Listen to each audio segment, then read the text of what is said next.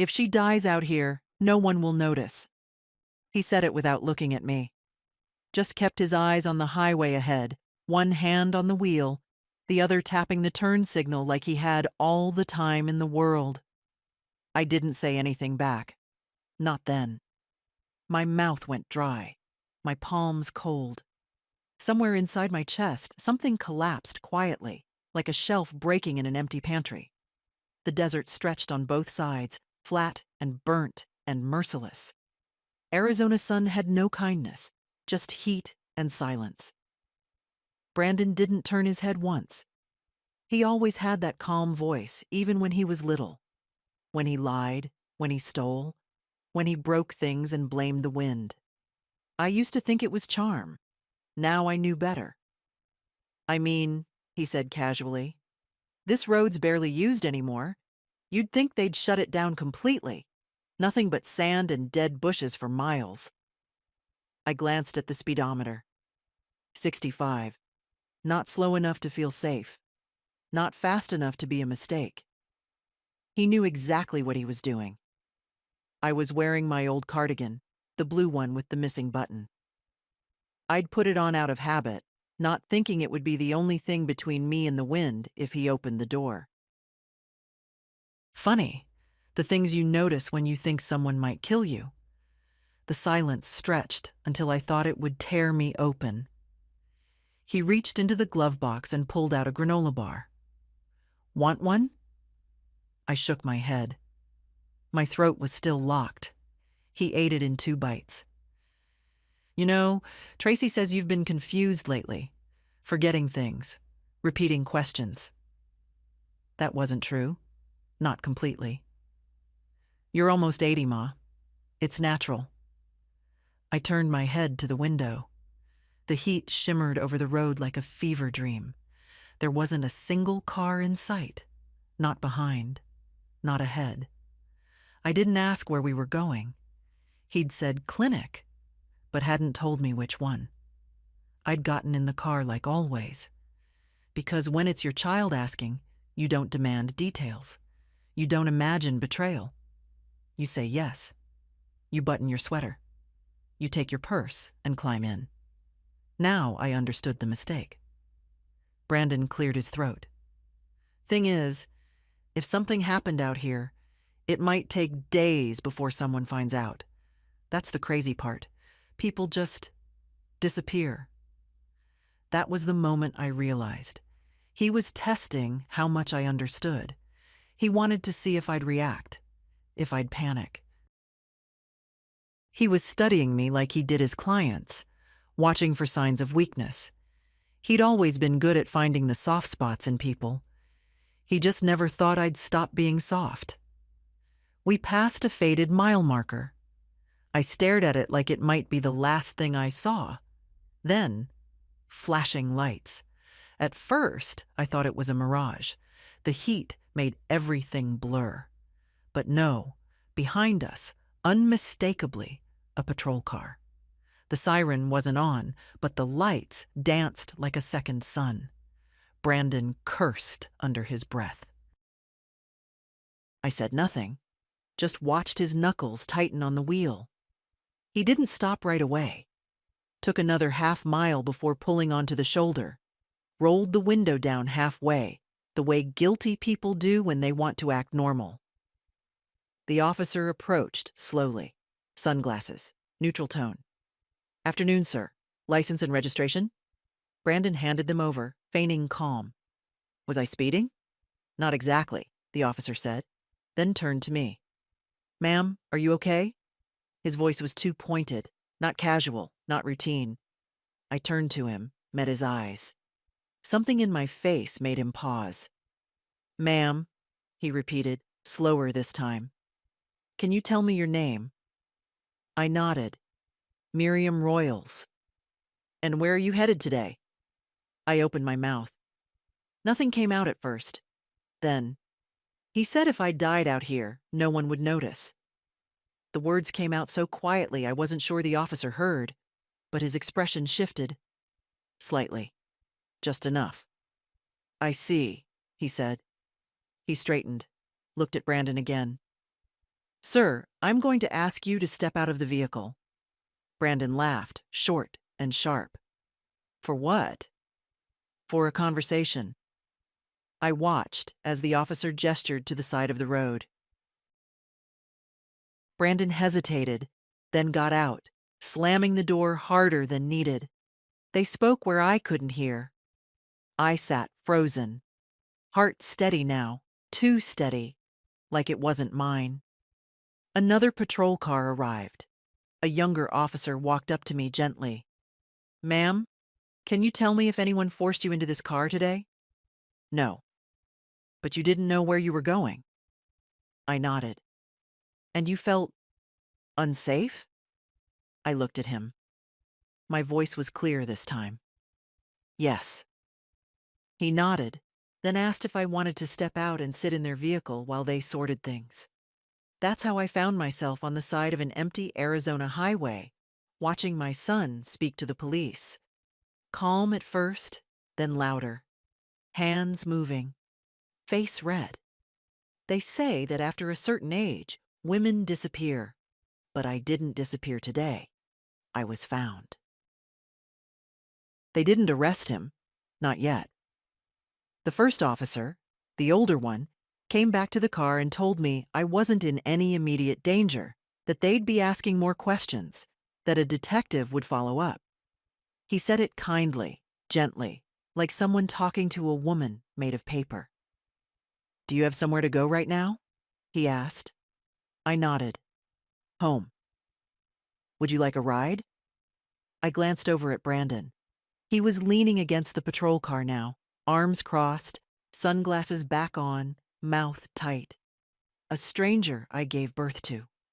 A man who once cried when he lost his favorite toy truck at the grocery store. He was 7. I remember because I went back and found it for him. In the cereal aisle, next to a box of Cheerios. "No," I said. "I'll wait for him to drive me." The officer hesitated. "Are you sure?" I gave him the same look I used to give my most difficult students. The kind that says, "I'm old, not stupid." "I'm sure." He nodded, said he'd be in touch, and walked back to his car. A minute later, they both drove off. Dust rose from the road. Silence returned. Brandon didn't say anything for a long time, just stared at the horizon. Then, "What the hell did you tell them?" I didn't answer. "You made it sound like I was kidnapping you." Still, I said nothing. I didn't owe him a defense. "You know what, Ma?" He laughed, dry and sharp. "This is why Tracy says we need to get you checked. You're paranoid, forgetting things, making up stories." I looked at him finally. "I remember exactly what you said." He rolled his eyes. "It was a joke." "No, it wasn't." We drove the rest of the way in silence. The engine hummed, the wheels buzzed, and I sat with my hands folded in my lap like a girl on a school bus, waiting to arrive somewhere she didn't want to be. When we pulled into my driveway, the porch light was already on. I'd left it that way, always forgetting to switch the timer back after the season changed. The house looked tired, same as me. White paint peeling near the gutters. Wind chimes tangled on one side. Brandon didn't turn off the engine. "You gonna tell anyone else?" "Like who?" He shrugged. "I don't know. A lawyer. Your old friends. That weird neighbor who's always watching us." I opened the door. "You think this is over?"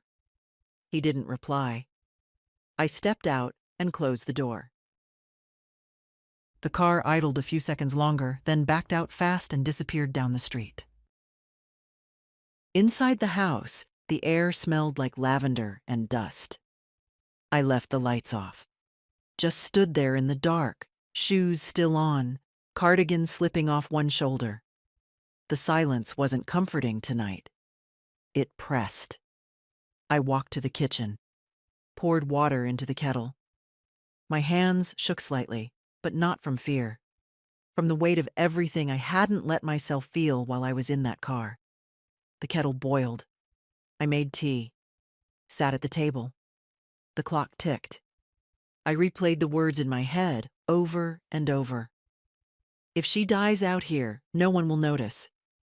It wasn't just a threat.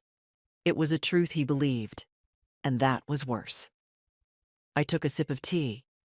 The cup clinked gently against the saucer. On the fridge was a photo. Brandon at 10, missing front tooth, muddy knees, holding up a tiny fish. Behind him, my husband, Tom, with both hands on his shoulders. Tom's been gone 12 years now. Cancer, quick and cruel. He'd never have let things get this far. He'd never have let our son become the kind of man who drove his mother into the desert like an unwanted pet. But Tom wasn't here, and Brandon was.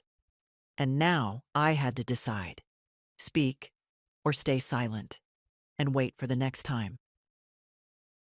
Because there would be a next time. The police might have thought it was nothing, a misunderstanding, a poor joke between a stressed-out son and his elderly mother. But I'd seen Brandon's face when he said it. He meant it. He'd calculated the risk.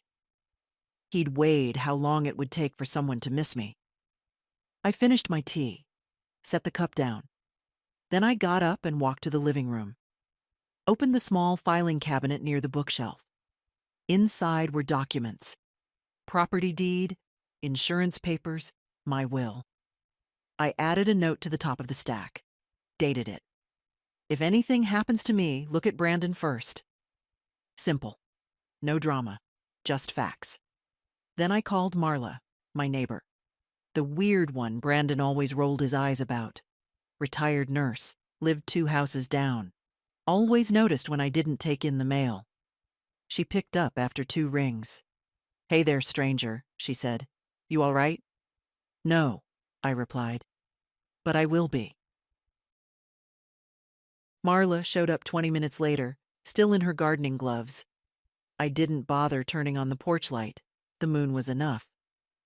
She looked at me for about 3 seconds before saying quietly, "Something's happened." I nodded. "You could say that." Inside, she sat across from me at the kitchen table, her elbows resting on the wood, eyes steady. She didn't ask the kind of questions people ask when they only want gossip. She waited. That's what I liked about her. She never rushed silence. "He took me out on the highway today," I finally said. "Said we were going to a clinic. Then he told me if I died out there, no one would notice." Her mouth tightened. She didn't gasp. She didn't say, "Oh my God." She just breathed in slowly, like someone counting facts. "Did anyone hear him?" "Just me." "And then?" "The police stopped us, randomly. I think they saw his plates, maybe expired tags. I don't know. They asked if I was okay. I told them what he said." Marla leaned back, exhaling. "And?" "They let us go." Jesus.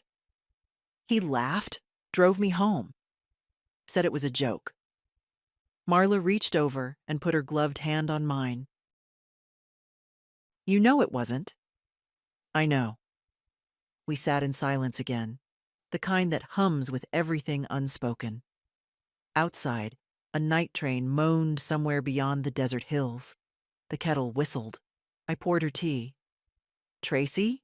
she asked finally. "She's behind it. I don't know how much, but she's part of it. She's been telling people I'm losing memory, that I forget things." "Do you?" I smiled faintly. "Only birthdays. Not threats." That made her snort softly. Then she turned serious again. "You should tell the police everything. File a statement." "They won't believe it. Not without proof." "Then get proof." I looked at her. The lines on her face deepened by shadow. "You sound like my husband." Then maybe he was right. After she left, I sat alone for a long time. The air smelled faintly of her gloves. Earth and mint. "Proof," she'd said. At 77, I'd never thought I'd have to gather proof against my own child. But here I was. I took my phone from the counter, scrolled through old messages. The last one from Brandon was 3 weeks ago. Don't forget your appointment.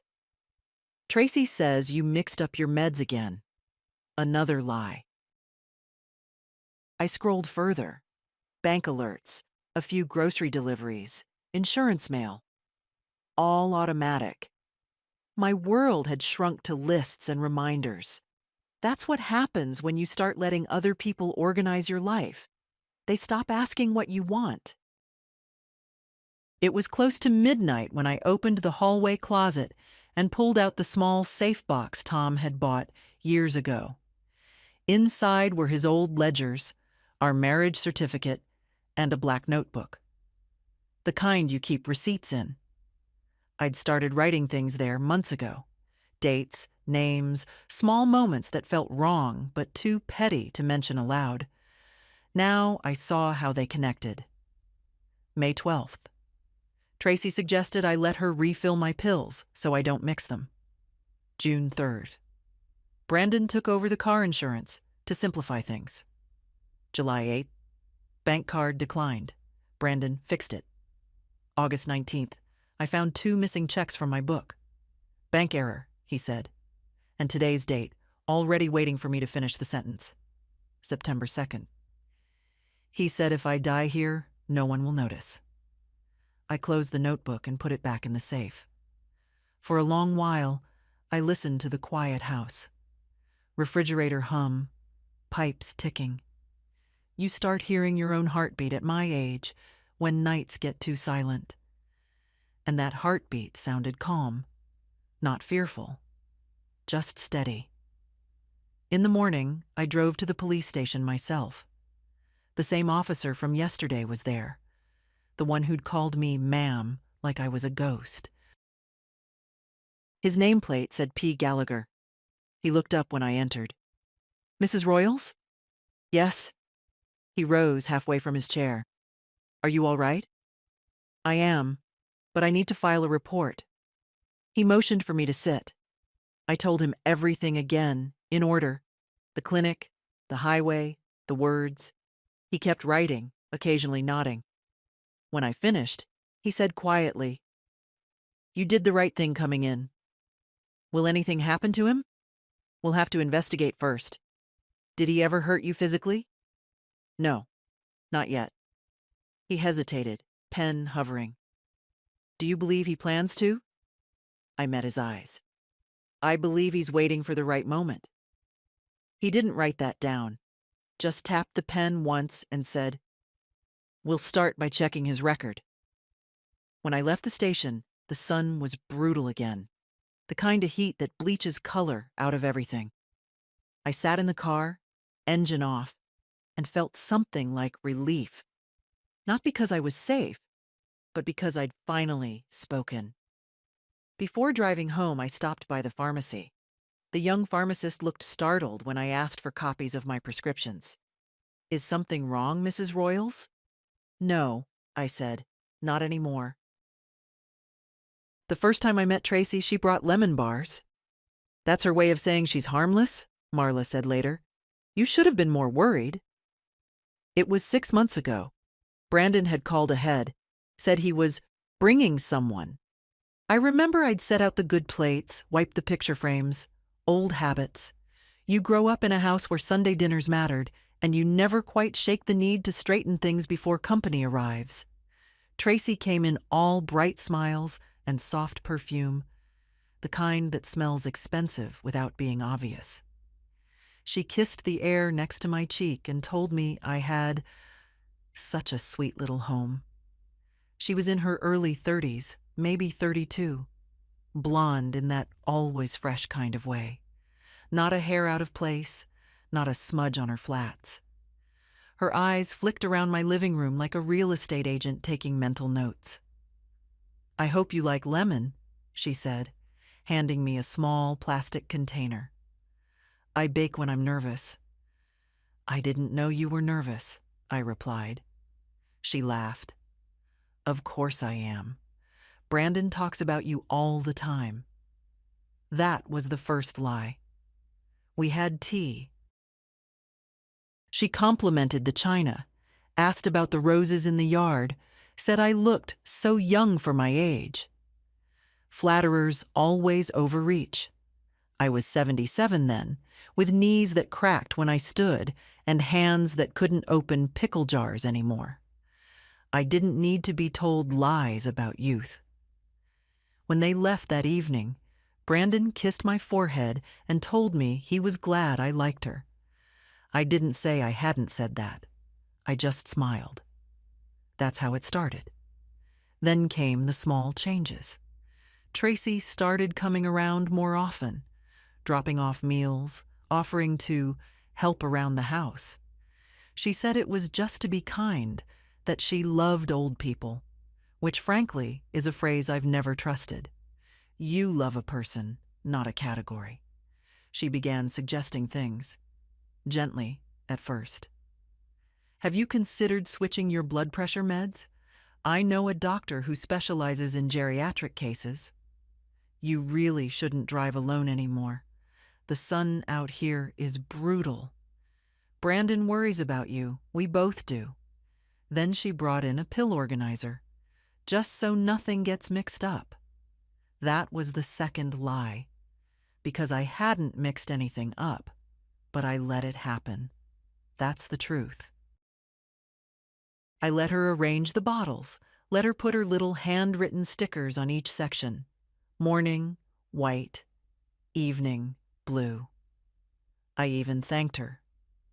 The third time she came over with groceries, she brought her laptop. I've been helping seniors set up online banking, she said sweetly, so you don't have to go into the branch so much. She knew where I kept my folders. She watched which key I used on the filing cabinet, said she was only helping me set up automatic payments for your own comfort. I told her I didn't like strangers in my finances. She smiled. I'm not a stranger. I'm family now, aren't I? That was the third lie. It was subtle. So subtle it almost passed for kindness. If I'd been a little more tired, a little more desperate for company, I might have missed it completely. But I saw how she moved around the house, always glancing to see what I was reading, what I was writing, always asking twice if I needed help, once to offer, once to insist. You're lucky, Marla said one day. Most folks your age don't get this kind of attention. Is it luck, I asked, if it feels like someone's measuring you for a box? Marla didn't answer. The last visit before the drive, the highway day, Tracy came alone. Said Brandon was busy with a call. She brought a folder. Just a few things we want to prepare, in case of emergencies. There were forms, powers of attorney, medical directives, access to my health records. All blank, all ready for signatures. She said it was just paperwork, just planning. I didn't sign. I told her I needed time to read it. She looked disappointed. That night, Brandon called. She didn't mean anything by it, he said. She just wants to make sure you're taken care of. I'm already taken care of. He didn't respond. I went to the kitchen, looked at my pill box. One of the labels was slightly peeled. I lifted it. Underneath, in tiny print, the name of a medication I didn't recognize. I looked it up. It was a sedative. Not mine. Not prescribed. That was the fourth lie. I didn't tell Brandon. I didn't tell Tracy. I just threw the whole box away and started fresh from the pharmacy. The one Marla's nephew managed. I asked for paper labels, not stickers, and I told him I'd be picking them up in person from now on. I want a witness, I said, even if it's just your security camera. He smiled. Yes, ma'am. The next time Tracy visited, she asked where the pill organizer was. I changed my system, I said. She looked at me for a long moment, then smiled. Whatever makes you comfortable. That was the fifth lie. The first sign that something had shifted came on a Wednesday. I was weeding the front garden, trying to rescue the poor lilies from the Arizona dust, when Brandon pulled up without warning. He didn't come alone. Tracy was in the passenger seat, sunglasses on, hair perfect as ever. He didn't even greet me properly, just leaned on the fence and said, "Mom, we've been talking. You shouldn't be out here in the heat anymore. It's dangerous." "I've lived through hotter summers," I said, straightening up. My knees cracked. "Besides, these lilies won't survive without me." Tracy smiled with that careful politeness people reserve for strangers. "We just want you to save your energy for more important things." "Like what?" "Appointments, health, maybe even moving closer to town," Brandon said. "There's a nice senior complex near Glendale. Pool, gym, medical staff on site. I'm not moving anywhere." He sighed, the way he always did when he thought I was being unreasonable. "It's not forever, Ma. Just temporary. Until we know you're okay." "I am okay." "Tracy says you've been confused. You threw away your medication last week." I felt my stomach tighten. "I changed pharmacies." "Without telling us?" Tracy's tone was light, but her meaning wasn't. "That's not safe." "What if you took the wrong pills?" "I didn't." She looked at me the way a nurse looks at a stubborn patient, with sweetness that tastes of pity. "We're only trying to help." Help. That word again. Always shaped like a gift, always carrying a lock inside. That evening, after they left, I found the spare key missing from under the porch flower pot. I'd kept it there for decades. The next day, I called a locksmith and had all the locks changed. By Saturday, Tracy called to check in. "I stopped by earlier," she said lightly, "but I guess you were out." "I wasn't," I said. A pause. Then, too quickly, "Oh, must have gotten the wrong day." That was the sixth lie. 2 days later, a letter came. Not handwritten, but typed, formal. Royal's Family Care Plan printed at the top. A list of suggestions. Simplify medication. Reduce solo driving. Adjust property management. Delegate power of attorney. At the bottom, in tiny print, Tracy's full name and credentials. Tracy Morgan, RN, Private Elder Support Consultant.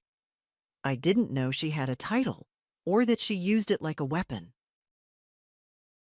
I folded the letter neatly, placed it in my black notebook, and underlined the date in red. Then I called Marla. "She's setting the stage," Marla said, after listening quietly. "They want to prove you're not fit to handle your own affairs." "For what?" "Money," she said simply. "Or control. Maybe both." I laughed, but there was no humor in it. "I don't have enough for anyone to scheme over. You have a house, a pension, and savings. That's enough." That night, Brandon called again, cheerful as ever. "Hey, Ma, did you read Tracy's plan? It's just some ideas." "I read it." "And?" "I burned it." He didn't laugh. "That's not funny." "I wasn't joking." There was silence, and then softly, he said, "You're making this hard. I'm not the one making it anything." He hung up. After that, the visit slowed. A week passed, then 2.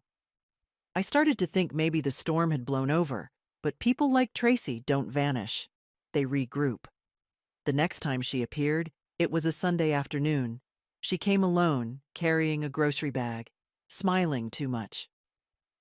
"I brought you some soup," she said. "You've lost weight."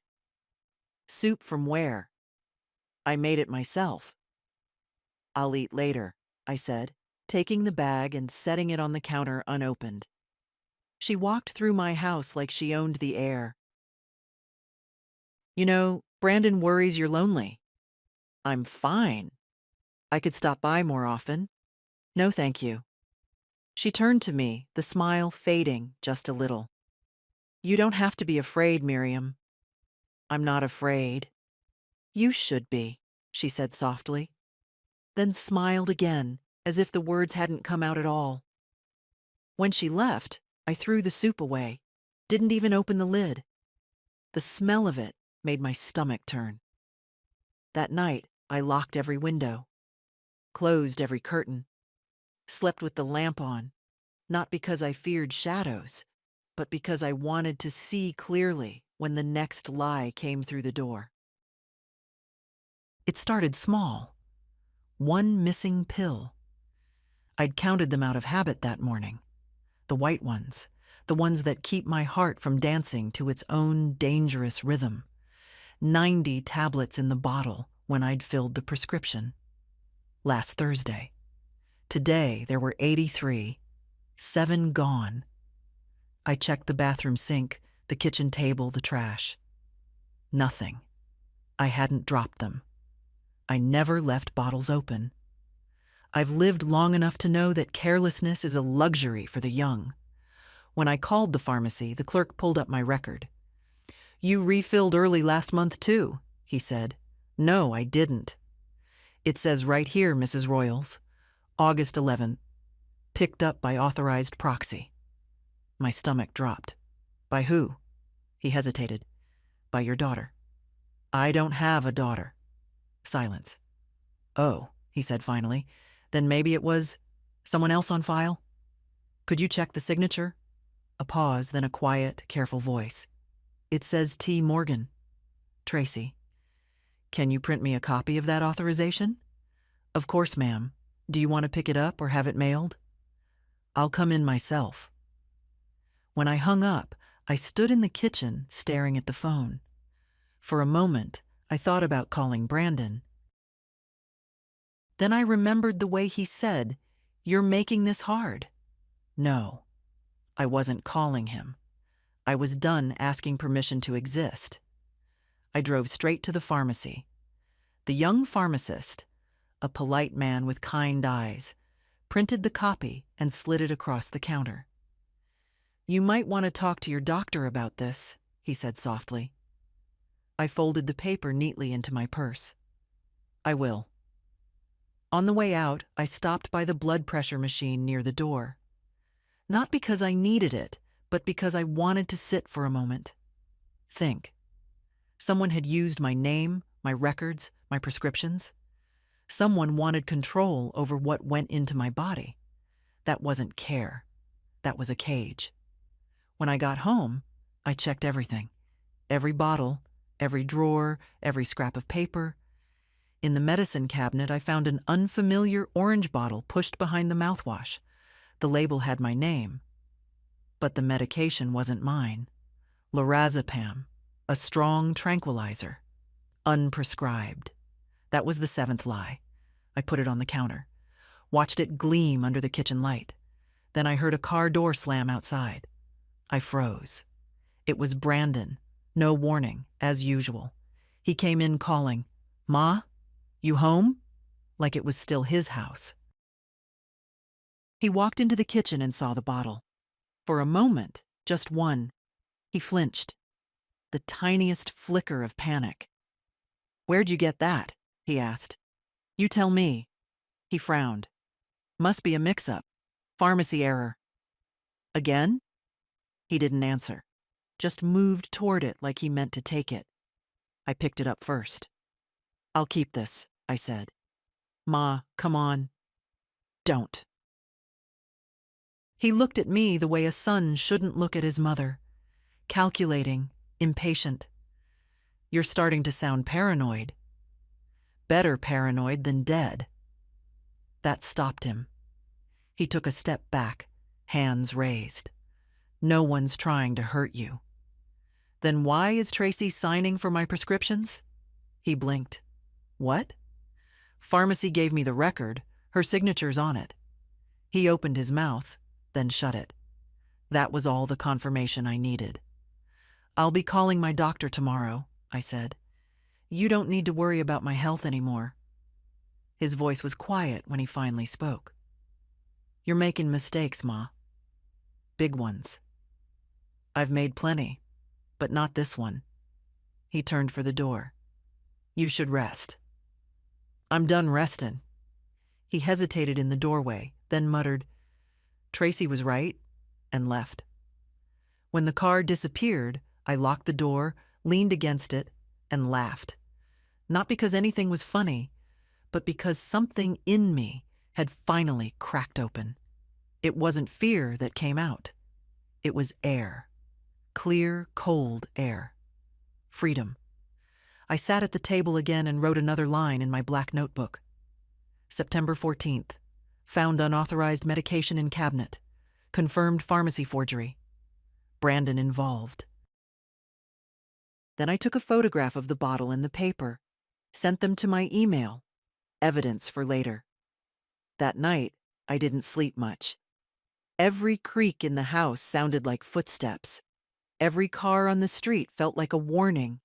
But beneath all that, there was a calm, steady rhythm in my chest. Not fear. Preparation. At dawn, I brewed coffee and watched the sky turn from purple to gold. My reflection in the window looked like a stranger I used to know. Thinner, older, but awake. Marla came over just after 8, holding 2 muffins. You look like you haven't slept, she said. I haven't? Bad night? Important night. She set the muffins down. You found something, didn't you? I nodded. Enough to make it real. She poured us both coffee. So what now? Now, I said. We stop pretending. Marla stayed for almost 2 hours that morning. She didn't rush me, didn't interrupt. She just listened. To the words and to the pauses between them. When I finished telling her everything, the missing pills, the fake prescription, the forged signature, she sat back in her chair, folding her arms. All right, she said. Then it's time we stop waiting for them to make the next move. She was calm in a way that made me calmer. You still got that safe box of yours? Yes. Then gather every scrap of paper you've got. Statements, receipts, photos, whatever touches Brandon or that woman. Put it all inside. Don't throw away anything, and get copies. Digital, if you can. I already started, I said. She smiled, the corner of her mouth twitching. Of course you did. We drank coffee while the morning heat thickened outside. The sound of cicadas filled the air like static. Marla, I said quietly, you think they're trying to get rid of me? Her answer was simple. Yes. Not just my money? They already have your money in reach. What they don't have is control.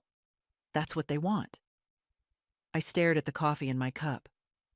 My son, my only son. Your son's grown, she said. But that woman, she knows how to push him. You stopped being a person to her the minute you said no. For a moment, I hated that she was right. But then again, the truth is the only thing that doesn't rot. By noon, she'd helped me pull out boxes from the closet. Old tax forms, hospital bills, insurance letters. We stacked everything on the table. I could see my whole life in that paper. Every decision, every proof of existence. While we sorted, Marla looked up suddenly. Do they have your house deed? No. Tom and I kept that separate. Originals in the bank box. Good. Don't let them near it. I smiled faintly. They'll try. They'll fail. That afternoon, she brought her nephew, the same one from the pharmacy. His name was Andrew, mid-30s, quiet, respectful. He came with a laptop and a small scanner. We're going to make backups, Marla said. Cloud storage. That way, even if they get into your house, they can't erase what's already out there. Andrew nodded politely. Ma'am, I'll set it all up.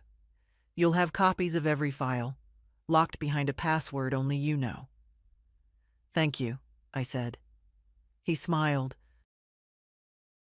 Marla said you're not someone who lets people push her around. She's right.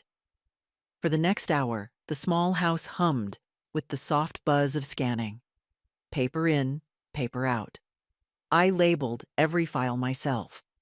Evidence 1, Evidence 2, medical forgery, unauthorized refill. It felt strange, almost sacred, like documenting a crime scene where I was both victim and witness. Before Andrew left, he showed me how to access everything. If anything happens, he said, these files can be sent straight to the police or your lawyer. My lawyer's dead, I said, but I'll find another one. Marla squeezed my hand. You'll find the right one. When they left, I walked through the house, room by room, as if seeing it for the first time. Every chair, every crack in the wall, every photo, all of it had been part of my quiet, ordinary life. And now it was a battlefield. On Tom's old desk, I found his watch. Silver, scratched, still ticking. He used to say, "You can't control time, Miriam. You can only use what's left of it." I put it on. It still fit. That evening, the phone rang. I didn't pick up. It rang again. And again. When I finally looked, it was Brandon, then Tracy, then an unknown number. I turned the phone off. At 9, a knock at the door. I peeked through the curtain. Tracy, holding a grocery bag again, the same soft smile like painted porcelain. I didn't open. "Mrs. Royals," she called sweetly. "I just brought you dinner." I stayed silent. Another knock, louder this time. "Miriam, I know you're in there. Brandon's worried sick." The porch light illuminated her face, calm and patient, like a nurse waiting for consent. When she realized I wouldn't come out, she sighed audibly. "You're making this hard, you know that? You can't keep avoiding us forever." Her words lingered in the heat. Then the sound of footsteps, and her car starting. When the silence settled again, I went to the black notebook. September 18th. Tracy attempted contact at 9 p.m., claimed concern, refused entry, evidence secured. My handwriting looked different, sharper, tighter. I traced the letters with my finger and whispered, "No one's taking me quietly." Before bed, I put a chair under the front door handle. Not because it would stop anyone, but because it made me feel like I still had a say in who came in. Lying in the dim light, I thought about Marla's last words before she left. "People like that always think we're too old to fight. Let's prove them wrong." I smiled in the dark.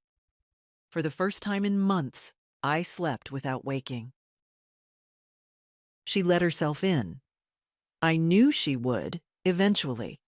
Despite the locks I'd changed, despite the note I left for Brandon, despite the chair I'd started keeping against the door each night. Tracy found her way in. She waited for the perfect window, just like always. And that morning, I made the mistake of forgetting to check the back door after Marla left. I was in the kitchen when I heard the sound. A soft click, then heels on the floor, not knocking, not calling my name, just entry. I turned around. She was already halfway into the room, holding another grocery bag. Her face was composed, bright, as if we'd spoken yesterday about lunch plans. "Good morning, Miriam," she said. "You left your phone off again." I stared at her. "No, hello?" Still silent. She placed the bag on the counter, as if this were her home. "I brought almond milk, your favorite, and eggs, and some of that Greek yogurt you like." "How did you get in?"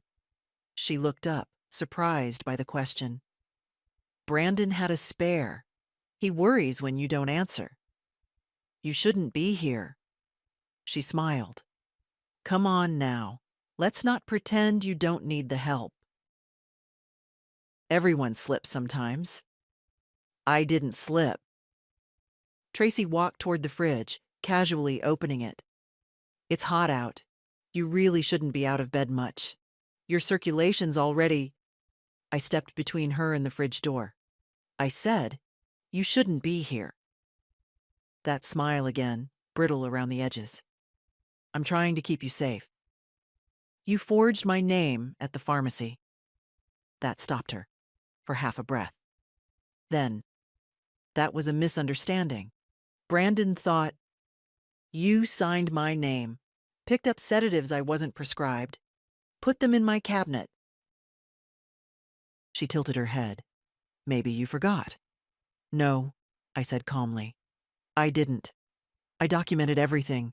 Dates, names, bottles, copies made, evidence secured. Her face shifted then, just slightly. Not fear, not yet. But recalculation. You're being dramatic. I didn't flinch. You're being criminal. For a moment, the silence between us was thick as syrup. Then she exhaled sharply and dropped the smile. You know, she said, you could make this easier. You really could. How? By letting go. You're tired. You're alone. Brandon's trying to do right by you. Brandon hasn't done anything right by me since he started listening to your voice more than his own. Her jaw tightened. I've been the only one keeping things from falling apart. You've been the one dismantling me piece by piece, with kindness. That made her laugh. Oh, please. You think you're some tragic heroine? You're old. Your memory's shaky. You forget things. You lose track of time. I remember every word you've said to me. Tracy stepped closer, too close. Her voice dropped low, flat. You really think anyone's going to take your side over mine? Some bitter old woman with a file folder? Yes, I said. Because I have time. And the truth. And just enough strength left to outlast you. She stared at me, and for a moment I saw it. The flicker of anger, cold and fast. Then it was gone. She straightened her blouse, picked up her purse. Well, she said lightly, if you're going to be hostile, I won't force my kindness on you. That's a relief. She paused in the doorway, hand on the frame. You should be careful, Miriam. At your age, accidents happen. I smiled. Then you should stay far away. She left without another word. I locked the door behind her. Then I went to the kitchen table, wrote another entry in my notebook. September 23rd. Home intrusion. Unlawful entry via spare key. Threats made. Witness, myself. Actions, documented, logged. Then I picked up the house phone and dialed my lawyer's office. I need to update my will, I said, and remove someone from all access. After she left, I didn't move for a long time. Just sat at the table, notebook in front of me, pen uncapped, hands still. The house was quiet in that way only old houses can be. Not silent, but full of tiny sounds. A settling floorboard, a faint hum from the fridge, the ticking of the wall clock Tom had bought for our 25th anniversary, still slightly off by 7 minutes, no matter how many times I fix it. 7 minutes. 34 years of marriage. 42 years of motherhood. And somehow, this is what's left. I got up and went to the hallway closet, the one I hadn't touched in months. Behind the extra linens and Tom's winter coat, which I still can't bring myself to give away, there was a box. Cardboard, soft at the corners. Inside, letters. All unsent. Not the kind people keep from lovers or old friends, but the kind mothers write and then never mail. For birthdays missed. For apologies swallowed. For truths choked down to keep peace at the table. They were all to Brandon. I pulled one out, dated 12 years ago. He was 30 then, still recovering from his divorce, full of anger and half-grown pride. In the letter, I had written, I know you blame me for things I never intended, for being quiet when your father was stern, for holding on too tight when you left. But I loved you more than anything. I still do. I hadn't signed it, just folded it and put it away. Another one, from the year he asked for help with the down payment. He'd come in with charts and promises, full of that old, charming hustle. I gave him what I could. He never said thank you. The letter said, I'm not angry, just tired of buying love and calling it motherhood. I remembered the night I wrote it. Sitting on the porch with a blanket around my shoulders, the smell of rain in the air, but I'd torn it in half, taped it back together the next day. Another letter. No date. I'm afraid of what you've become around her. Not because you're cruel, but because you've learned how to ignore me with a smile. I raised you better than this. I just don't know if it took. I read them all. My own handwriting, different in each. Some tight with control. Others slanted, hurried, written in the kind of emotion that doesn't wait for neatness. I hadn't written anything like that in years. Not since Tracy arrived. And now, suddenly, I wanted to write again. But not a letter to him, a letter to myself. I took a fresh page and wrote, You did not imagine this. You were not paranoid. You saw what you saw, heard what you heard. You were targeted, manipulated, minimized, and you were strong enough to notice before it was too late. You are not bitter. You are not weak. You are not crazy. You are awake. When I finished, I folded it, placed it on top of the stack, and tied the box closed. Then I placed it in the safe. These were not accusations. These were not pleas. These were records of all the times I'd let silence win. And now I wasn't. At dusk, I lit the porch light, even though I wasn't expecting anyone. It was something Tom always did. Just in case someone good passes by, he'd say. A light says you're still here. I sat by the window with tea and waited for dark to settle. In the distance, a few coyotes cried, a sound I'd heard all my life but never quite got used to. My phone buzzed once on the table. I didn't look at it. Not tonight. Instead, I thought about what would go in my next letter. This time, not unsent, and not to Brandon. The day he took me on the highway started like any other. Clear skies, dry heat. The kind of morning where the sun pushes through the curtains before you're ready. I'd made toast, poured 1 cup of coffee, not 2, not any more, and watched the sparrows gather around the empty feeder Tom had nailed to the pine.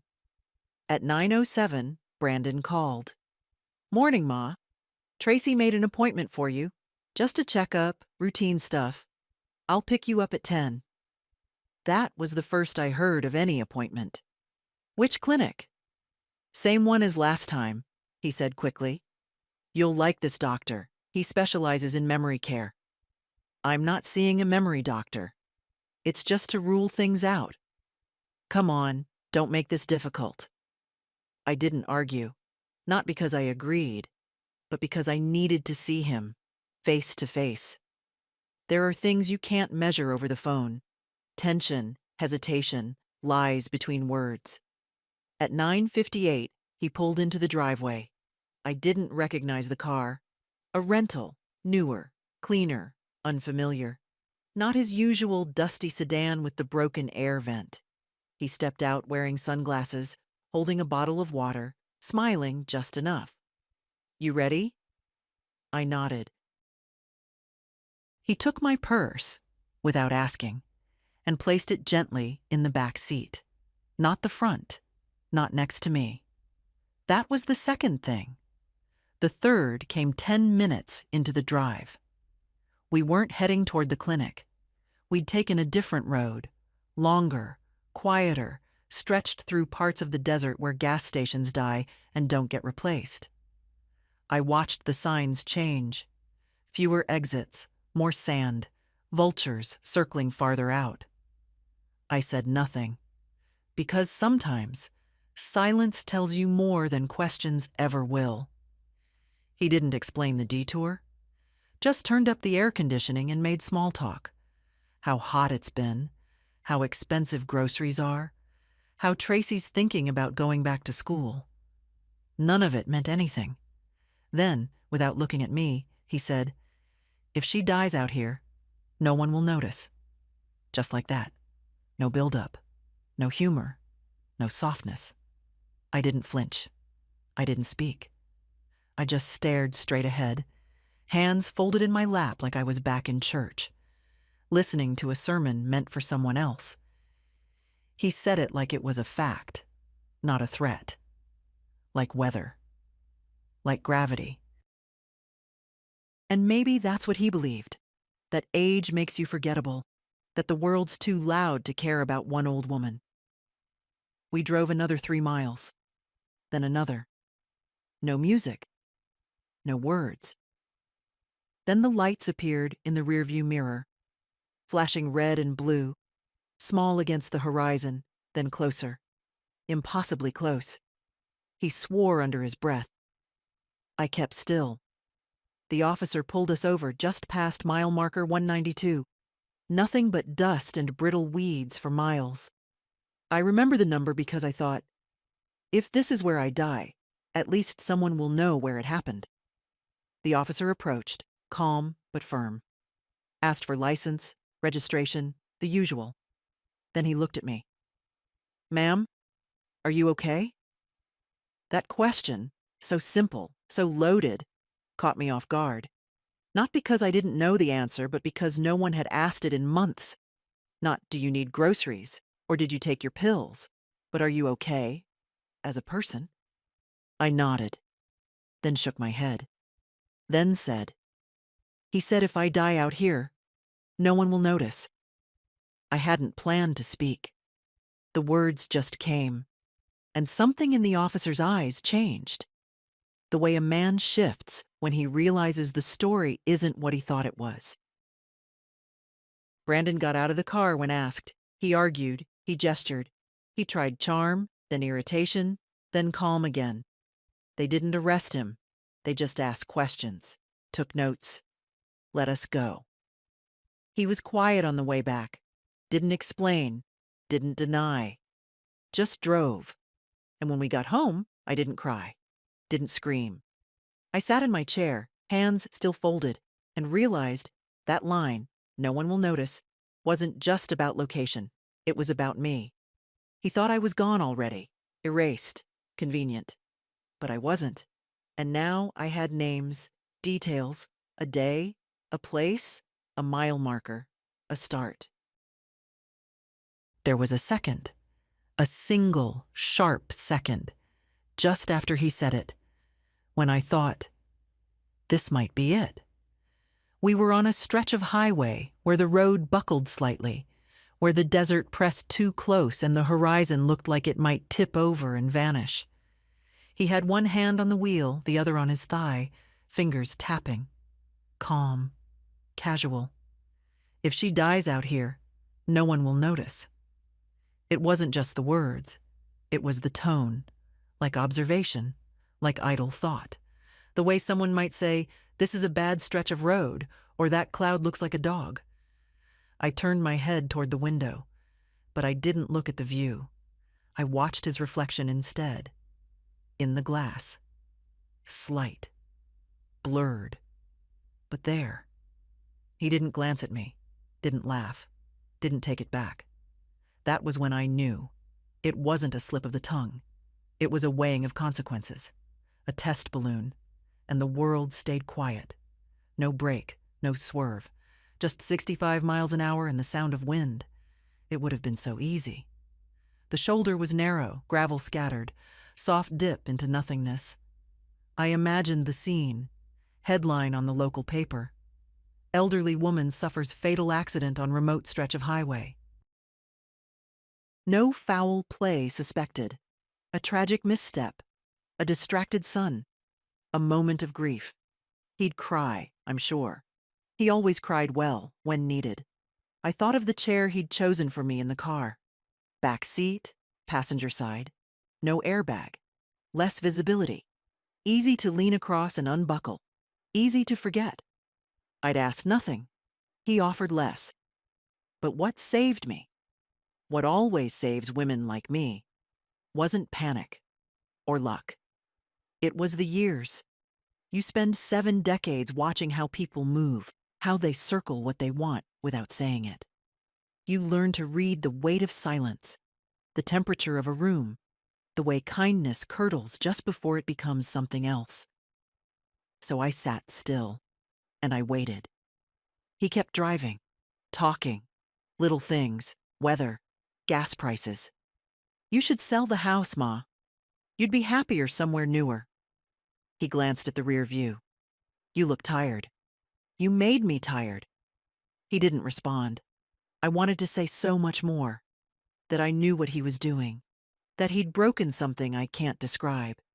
That no child should bring a parent to the edge of the world and call it care. But I didn't. Because you don't reason with someone mid-crime. Instead, I reached slowly for my bag.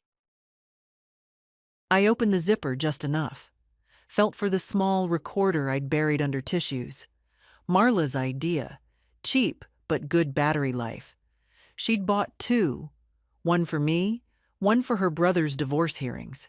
It was already on. I didn't need it to catch the exact words.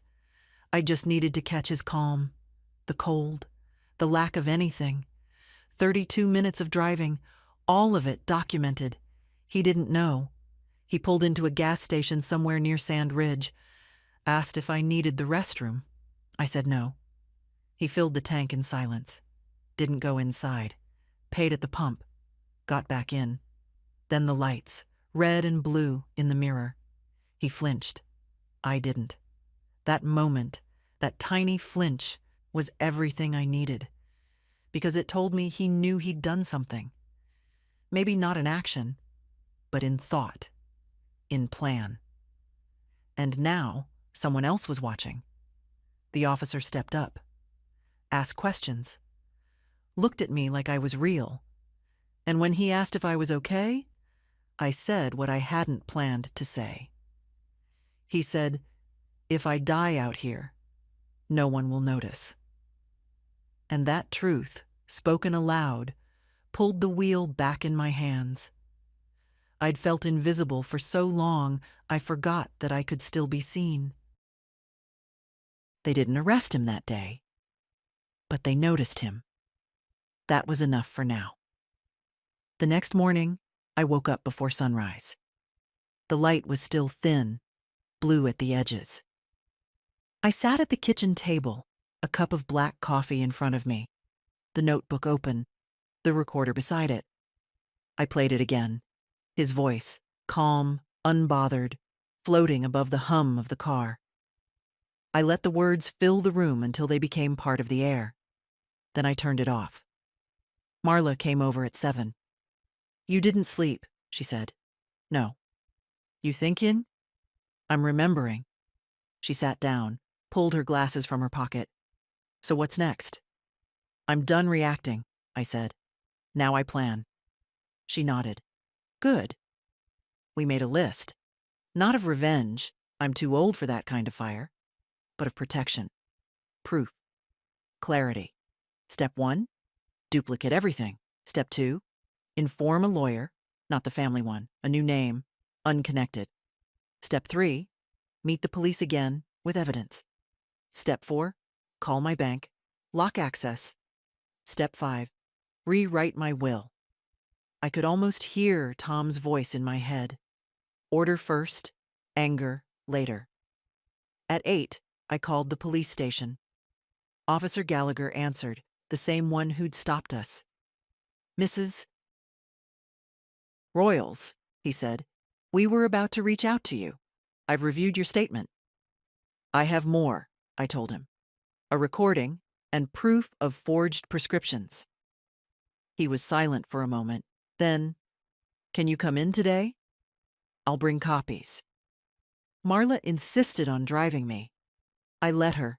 She parked out front and waited, engine running, hands gripping the wheel like she could protect me by willpower alone. Inside, the station was cooler than I remembered. Gallagher met me with a polite smile, led me to a small office with faded blinds.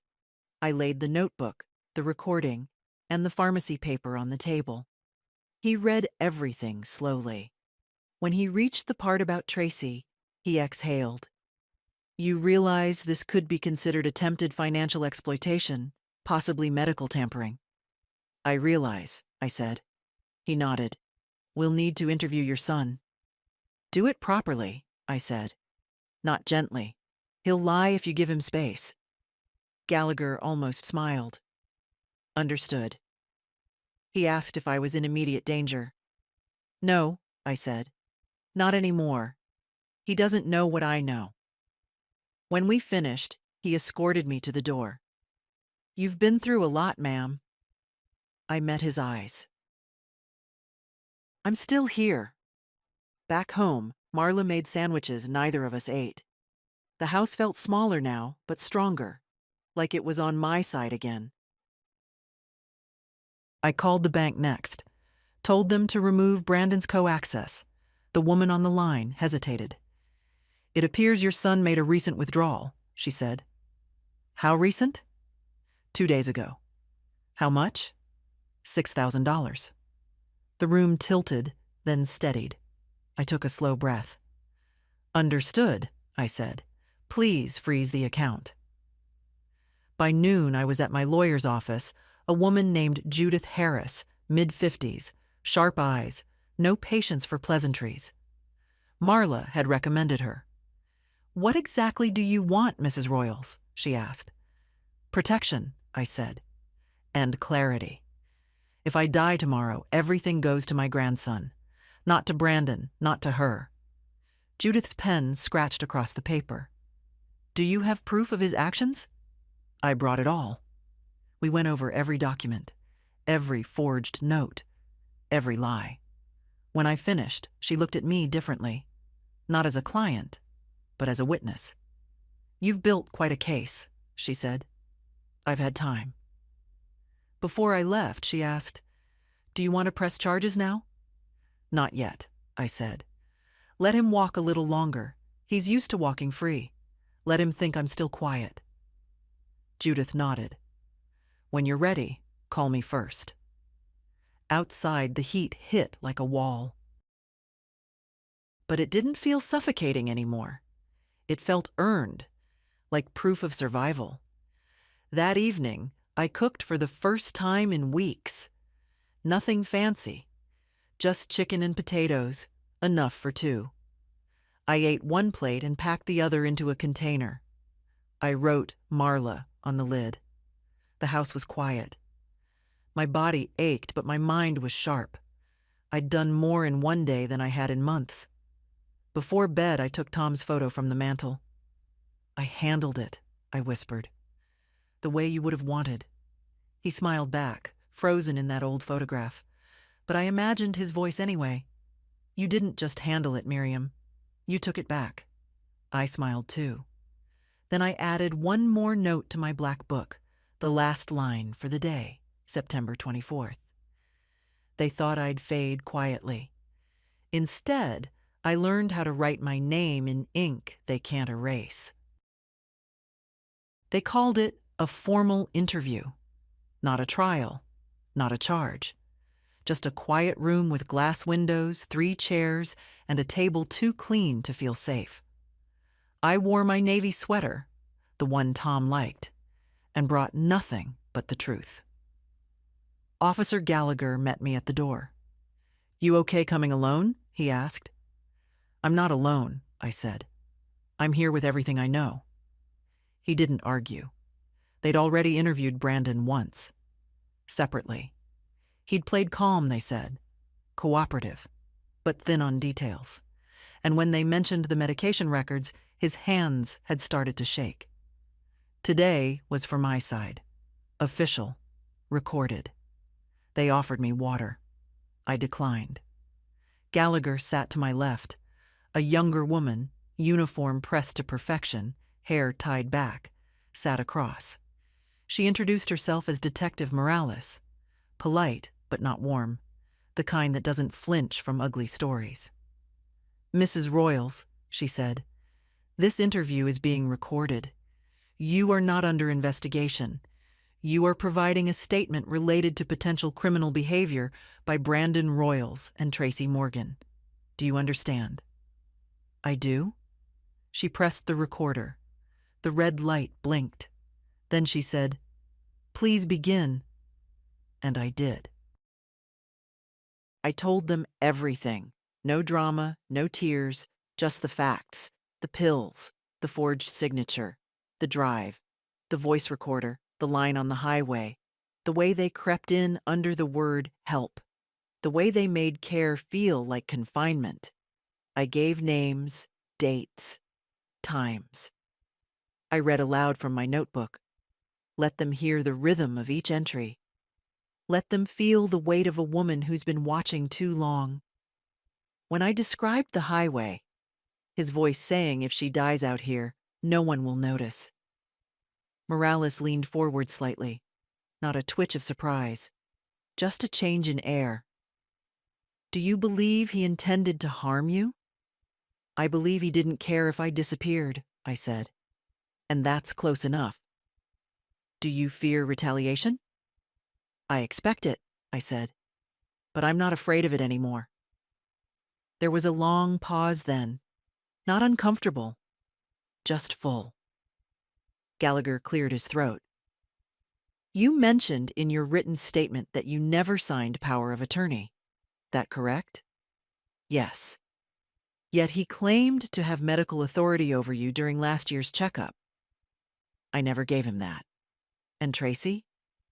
"She tried to get me to sign. Brought forms. I refused." Gallagher nodded slowly. "And she picked up your medication how many times?" "3 that I can prove." He exchanged a look with Morales. She closed her notebook. "Thank you, Mrs. Royals," she said. "You've been incredibly clear." I smiled, just slightly. "I've had practice." She hesitated, then asked, "Is there anything else you want us to know? Anything off record?" I looked her in the eye. "I remember everything," I said. "Even when they told me I didn't. I remembered." Silence again. Then Morales stood. "You're not the first case like this," she said. "But you're the first we've seen come in prepared." I didn't feel pride, just steadiness. Outside, the sun was hot again, but less cruel. Marla waited in the car, knitting half a scarf she'd never finish. "You done?" she asked. "For now." She started the engine. "They'll press charges?" "They're close." "You okay?" I nodded. "I'm tired, but it's the right kind of tired." She handed me a folded paper. "Got this at the post office this morning. It's from him." Brandon's handwriting, sharp, rushed. I didn't open it. I held it in my lap the whole ride home, but never unfolded it. Some words come too late to matter. That evening, I sat by the window. Tea warm in my hands, porch light on. I watched a neighbor's child ride her bike in circles, laughing without checking behind her. That kind of safety, it used to be mine. I wanted it again. Not the childhood part, just the part where you believe no one's coming for your quiet. Before bed, I wrote my last line of the day. September 28th. They asked if I remembered.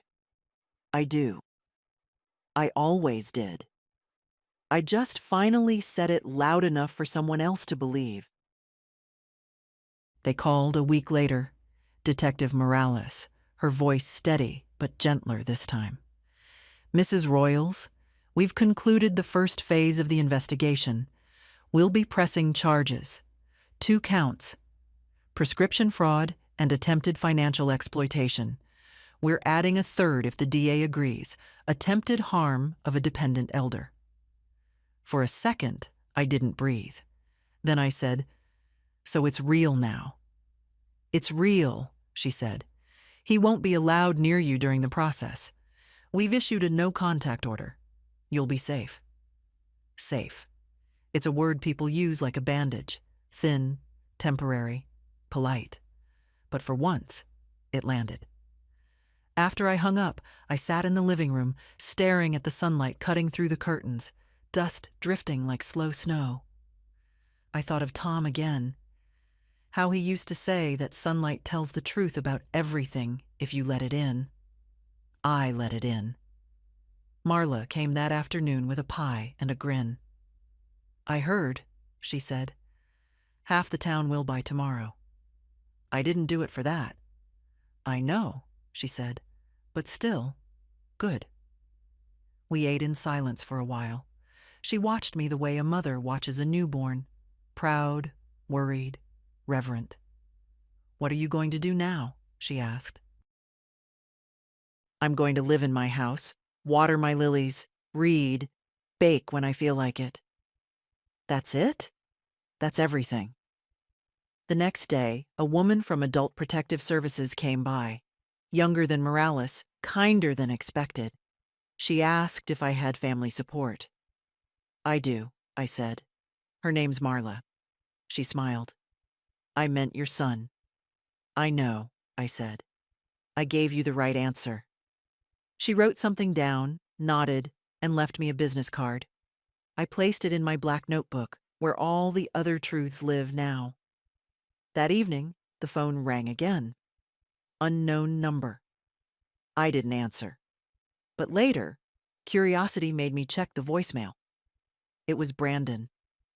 Mom, I don't even know where to start. They came to the office. I didn't mean for it to go that far.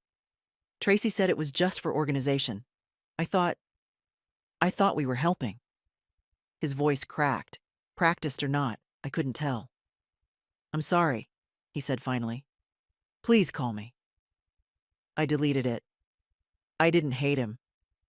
I just didn't have room left for that particular emotion. Hate still ties you to someone. I'd done my time in that loop. 2 days later, I went to the post office to pick up mail I'd missed during the interviews. A small envelope waited. No return address. Inside, a photo. Brandon as a boy, about 9, sitting on Tom's shoulders, both laughing. On the back, in Tom's handwriting, keep them laughing. It felt like a reminder, not of them, but of me. That I used to laugh too, that I still could. I came home, placed the photo on the mantel. The house felt lighter somehow, as if the walls had been holding their breath for months and were finally exhaling. At sunset, Marla came by with iced tea. We sat on the porch, legs wrapped in blankets, watching the sky turn gold. You think he'll go to jail? She asked. Maybe. Maybe not. That doesn't bother you? I just wanted the truth on record, I said. Justice isn't always the same as peace, but peace is what I wanted. She nodded, then smiled. And you got it. Almost, I said. One more thing.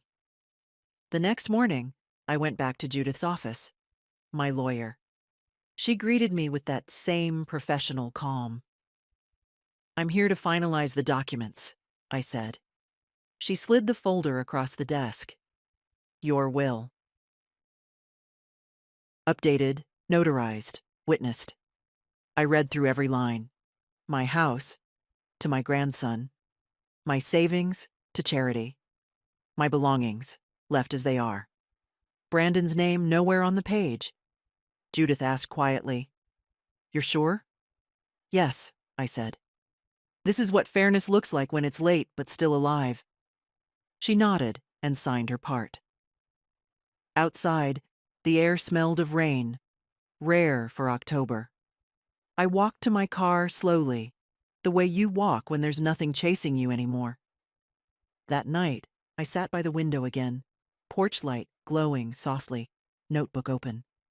I flipped to the last filled page, the one where I'd written. They thought I'd fade quietly. Under it, I wrote, October 3rd. They noticed. The law noticed. The world noticed. I am seen again, and I'm still here, in my house, under my own name. I closed the notebook. For the first time, it didn't feel like a record of pain. It felt like proof of survival. The summer finally broke. By mid-October, the desert softened. The air smelled faintly of dust and citrus, the kind of scent that belongs to places still healing from heat. My garden, brown for months, was suddenly green again. The lilies came back. I hadn't expected them to. I thought I'd lost them, same as I'd almost lost myself. It was early morning when I stepped outside barefoot, coffee in hand, a sweater over my nightgown. The porch boards creaked under me. Familiar music. For the first time in a long while, the sound didn't make me tense. It made me grateful. Each small creak meant here, still here. Across the street, Mrs. Klein's grandchildren were chasing one another through fallen leaves, their laughter carried, sharp, and alive. I smiled, thinking of Reed, my own grandson, studying somewhere up north. He called me last week, not to ask for money, just to talk. I heard about Dad, he said carefully. I know. You okay, Grandma? I am. He hesitated. Do you still want me to visit for Thanksgiving?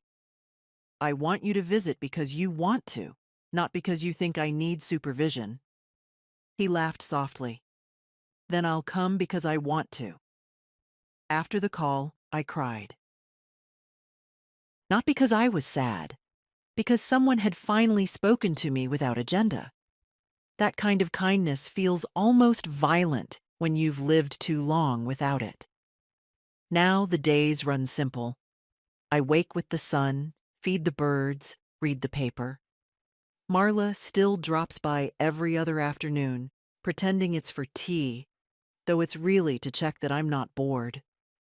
We gossip about the neighbors, plant herbs, argue about crossword clues. Sometimes we sit in silence, the kind that's full rather than empty. Brandon hasn't called again. I don't know where he is, and I don't ask. The police keep me updated. Formal, distant, professional. They say the case will take time. I tell them time is what I have most of. Tracy's license was suspended. That small victory felt heavier than I expected. Not because I wanted revenge, but because it meant she couldn't reach someone else's mother the way she reached me. Judith, my lawyer, mailed me certified copies of every document. The will, the statement, the recordings logged as evidence. I keep them in a folder labeled Things I Did Right. It sits where Tom's watch used to be. I like to think he'd approve of the trade. Sometimes, in the evenings, I still hear the highway faintly from here, the hum of trucks heading toward nowhere. It doesn't frighten me now. I imagine each set of headlights carrying someone like me, a woman, remembering the pieces she refused to surrender. The other night, Marla asked, "Do you ever wish you hadn't found out? That you could have just gone on believing they cared?" I thought about it. No, I said finally. Lies are like dim light. They make everything softer, but you start bumping into furniture. Truth hurts, but at least you stop bleeding in the dark. She whistled low. You should write that down. I just did. After she left, I sat on the porch long after dark. The sky was a wide bruise of violet and silver. Somewhere far off, a coyote called. I answered in my head, I hear you. I'm still here too. I thought of all the women like me, quiet, polite, told to trust, told not to make trouble. Women who disappear while still breathing. Maybe they don't even know they're fading until one day someone calls them confused instead of mom. To them I'd say this: we are not frail for remembering. We are not foolish for trusting once. We are dangerous only because we finally speak. The house clock struck 9, still 7 minutes slow. I let it stay that way. Some things deserve to remain imperfect. They remind you time is real. Before bed, I opened my notebook for the last entry. October 20th. The lilies bloomed again. The light found its way through. They thought my silence was surrender. It was preparation. I am not waiting to be noticed anymore. I notice myself. I closed it, placed it on the shelf beside Tom's photograph, and turned off the lamp. The porch light stayed on, just in case someone good passes by. And if anyone reads this, anyone with a mother, a grandmother, or a quiet old woman next door, check in. Ask if she's okay, not if she's taking her pills. Sit. Listen. Believe her the first time. Because if she ever goes missing, you'll want to know you noticed her while she was still alive. If this story reached you, share it. Tell someone about Miriam. Tell them we're still here.